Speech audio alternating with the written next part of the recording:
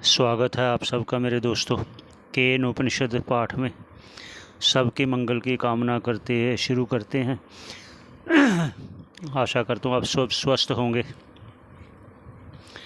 तो आइए, ये चतुर्थ मंत्र है, इसका उच्चारण कर लेते हैं पहले।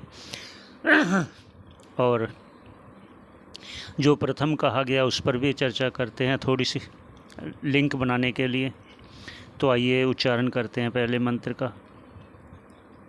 यद वाचा अनभ्युदितं येन वागभ्युदिते तदेव ब्रह्मत्वं विद्धि नैदं यदिदम् उपासते। ये मंत्र है। इससे पहले कह रहे हैं कि ये अभी जो कहना चाह रहे हैं, पहले कहा गया ना, उपासना करता है, हिरण्यगर्भ की उपासना करता है, प्राण की उपासना करता है, भिन्न भिन्न उपासनाएं बताई थी, भिन्न भिन्न कर्म बताए थे। वो इसलिए बताए थे कि जो उस पर ज़्यादा उत्तम अधिकारी नहीं है उसके लिए ये कह दिया था, पर श्रुति आपको उससे भी आगे ले जाना चाहती है। तो ये क्यों? जैसे भगवान ने कहा है भगवत गीता में, उसको लेकर चर्चा भी साथ साथ करते चलते हैं। क्या कहा था? क्योंकि जो जैसी जैसी कर्म करेगा वैसी गति होगी, जैसी जैसी उपासना करेगा वैसे वैसे उसको गति मिलेगी।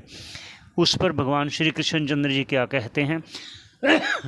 यम यम वापि स्मरण भावम त्यजत्यन्ते कलेवरम त्यजत्यन्ते कलेवरम तम तमेव वेत्ति कौन्तेय सदा तद्भाव भावितः। के हे अर्जुन, जिस जिस भी भाव को मन सहित वो जिस भाव को याद करता है वो अंतिम समय में वही देह को प्राप्त करता है। इसलिए श्रुति कहती है कि अगर उपासना करना चाहते हो तो उत्तम उपासना, प्राण वायु की उपासना, प्राण की उपासना और हिरण्यगर्भ की उपासना।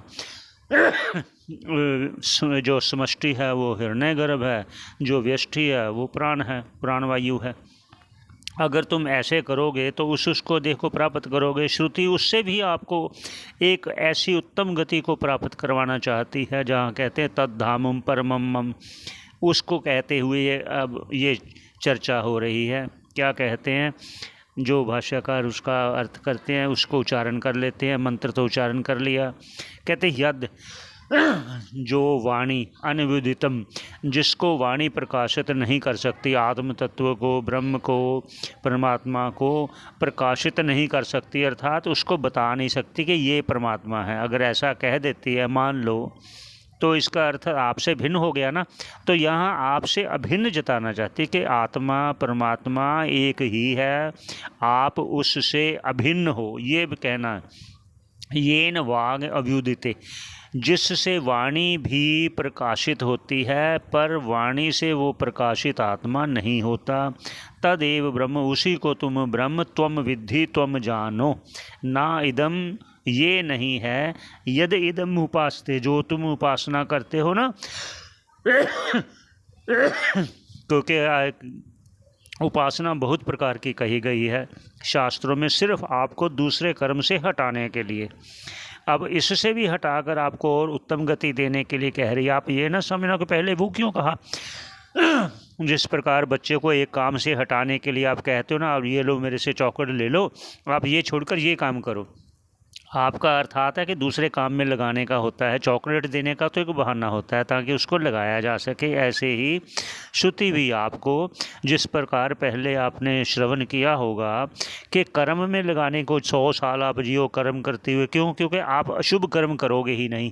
जब आप शुभ कर्मों में लगे रहोगे तो आपसे अशुभ कर्म होगा नहीं, अशुभ कर्म होगा नहीं तो पाप होगा नहीं, पाप होगा नहीं तो आप दुखी होगे नहीं। तो सुख के लिए ही सभी कर्म करते हैं, इसलिए आपको परम सुख का लाभ करवाना चाहती है। आपका सुनने का बहुत बहुत धन्यवाद। आगे मिलते